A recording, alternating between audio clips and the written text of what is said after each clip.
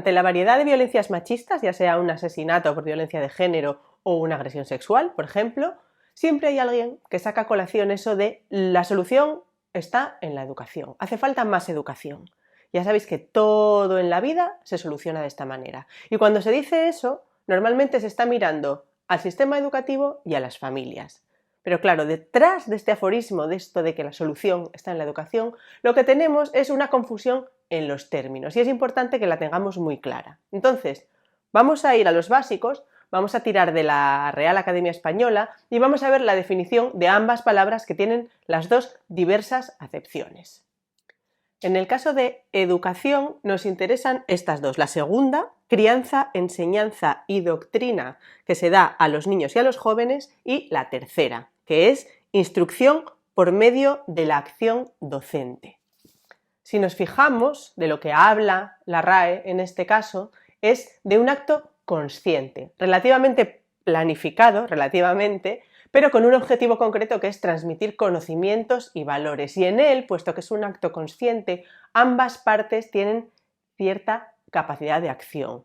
Socialización, en cambio, es otra cosa. Socialización se refiere a adaptar a un individuo a las normas de comportamiento social. Eso es lo que dice la Real Academia. Pero como esto es un poco pobre como definición para entender todo lo que supone la socialización, si nos vamos al diccionario del Instituto Cervantes, tenemos un artículo un poquito más amplio, breve aún así, os dejo el enlace debajo de este vídeo, en el que se profundiza un poquito más. Y aquí nos da más información. Aquí lo que nos dice es que la socialización es el proceso de adquisición, interiorización e integración en la personalidad del individuo de los valores sociales o de las normas de comportamiento propias del grupo social o comunidad a la que pertenece, y que su objetivo es posibilitar su adaptación al contexto social. Es decir, que estamos hablando de un proceso de interiorización de la cultura y de los valores de esa cultura. Y además se identifican en este caso varios agentes socializadores. Uno de ellos es la familia, otro es la escuela, pero también está pues, el grupo de iguales o los medios de comunicación. Si con la educación hablábamos de un proceso más o menos consciente, intencional, planificado, en el caso de la socialización estamos hablando, por lo contrario, de un proceso inconsciente. Es un proceso que sucede continuamente desde nuestro nacimiento o incluso antes y que se integra en nuestro ser con una profundidad tan brutal que llega a formar parte de lo que somos. Lo integramos, lo aprendemos, lo asimilamos y somos como somos socializados y socializadas, en parte. Hablaba antes de cómo se mira a la familia y al sistema educativo cuando hay que solucionar algún problema social, ¿no? Desde el bullying hasta la violencia de género. Y sí que es cierto que la familia o la escuela o el instituto son parte de la solución, pero no son la solución, porque el problema es mucho más amplio, porque el problema no es de educación únicamente, sino de socialización. Cuando hablamos de socialización patriarcal, de lo que estamos hablando es del proceso por el que interiorizamos los valores, los comportamientos y la lógica de la desigualdad de género, de la subordinación de lo femenino a lo masculino y, por extensión, de las mujeres a los hombres. Y esto es así no porque haya una clase de desigualdad en el instituto o en el colegio, o porque nuestras familias nos sienten un día y nos den la charla para explicarnos cómo tenemos que funcionar de manera desigual, sino porque esto forma parte de un proceso mucho más amplio. Y es algo que está en todas las esferas, en todos los aspectos del mundo en el que vivimos. Todo respira esa desigualdad, es más, se basa en ella. Nuestro sistema social necesita que la desigualdad de género siga existiendo para que las cosas sigan funcionando de la manera en la que están funcionando ahora. Y todo esto pasa de forma inconsciente, es como son las cosas. Y eso es lo que aprendemos con la socialización sin darnos cuenta.